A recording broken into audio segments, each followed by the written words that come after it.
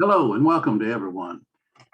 This video is intended to give information about the letter writing and how to prevent so many returns from coming back from the witness word. And the way we're going to do this, we're going to look at the USPS site. We're going to look at some addresses. And so right now I'm going to have to share my screen. And the first thing I'm going to share is just going to, oh, I don't want that up there. We're going to start out by going to the USPS website. And the USPS website, you just type in USPS.com. I'm sure many people already know how to do that, but it'll take you to this page with that the USPS uses. They like for you to have the correct address because it costs them extra money to have to return a letter back to the sender. It means they have to handle the letter twice as much. So they like people to have the correct address. So if you hit send, go over here to send and then click on look up a zip code. When you look up a zip code, we want to find it by the address, of course. So we click on find by address. Okay. Now we're going to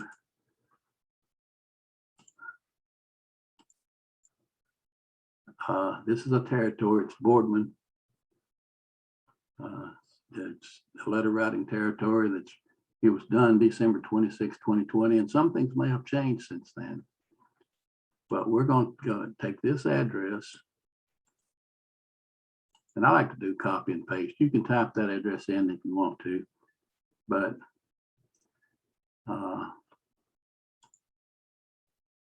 I like to use copy and paste. It works for me. And then I go back to, excuse me, the USPS site. And as I said, you can either paste it in here if you're accustomed to doing that, or you can type Ivy Road in there. Either way works fine. Then you have to get the city. Of course, we're Boardman, all of their mail is worked out of Evergreen Post Office. So they have an Evergreen address. So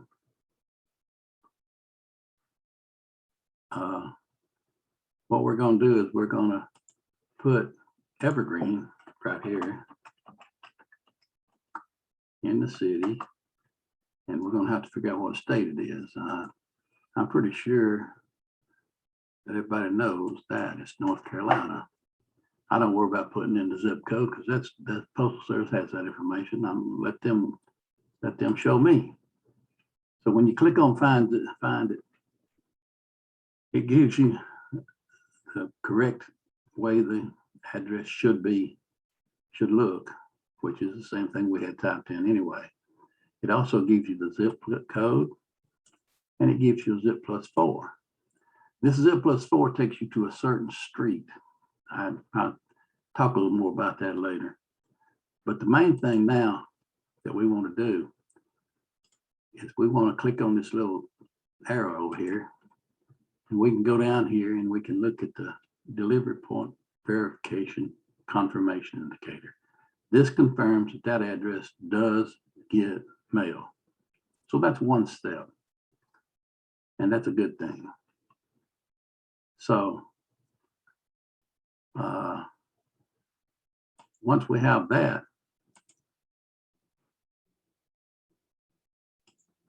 let's see. And once we have that, the next thing we're going to be doing is looking at making sure this person still lives at that address. We look up, this person is Sarah Tuberville. As of last December, she was supposedly living at that address. So we take her name and we go over here. Now, we go over here to, we're going to put in another website. We're going to put in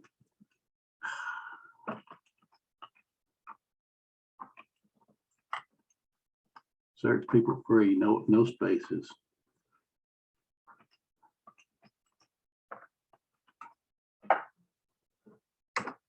And we put that in. Let's see.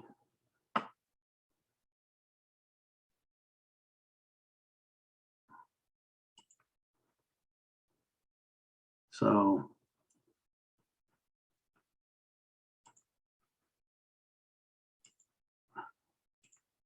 okay, we're going to put in this person's name right here on search people free. And her name is Sarah Tuberville. And we want to, she's in Evergreen.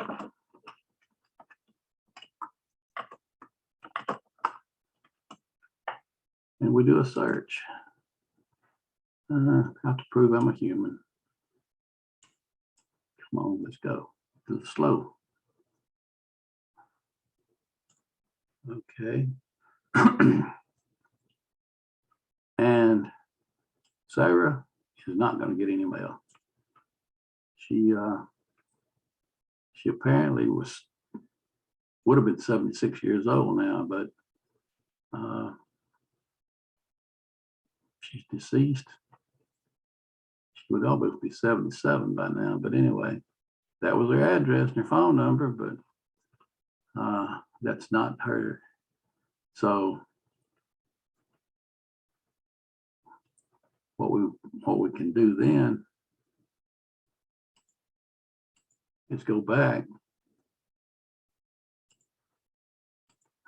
to this Boardman territory and get that 33 Ivy Road again.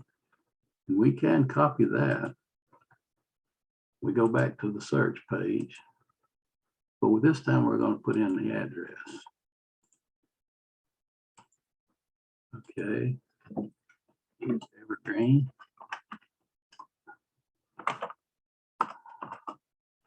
And see if we can find somebody else living at that address. So I've got to prove I'm a human again.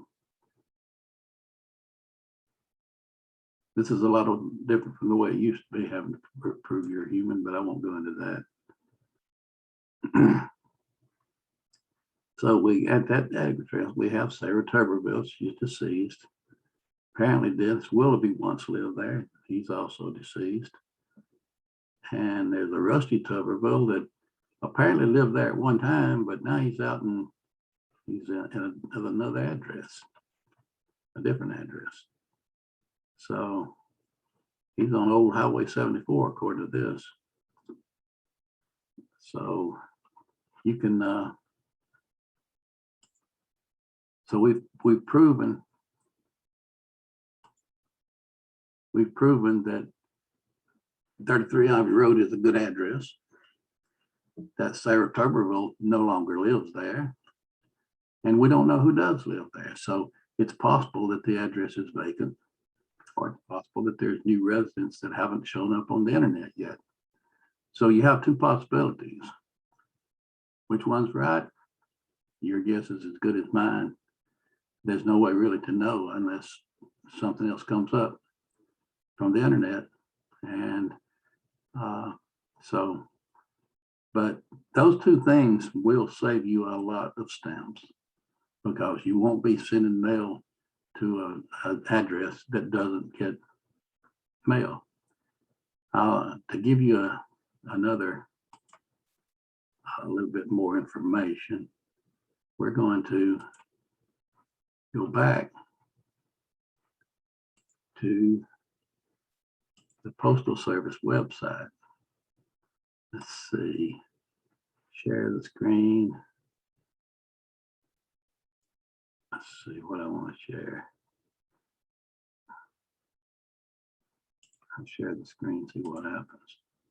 Okay, this is showing the Postal Service website. I hope you're seeing the same thing I am. Let's see, make sure.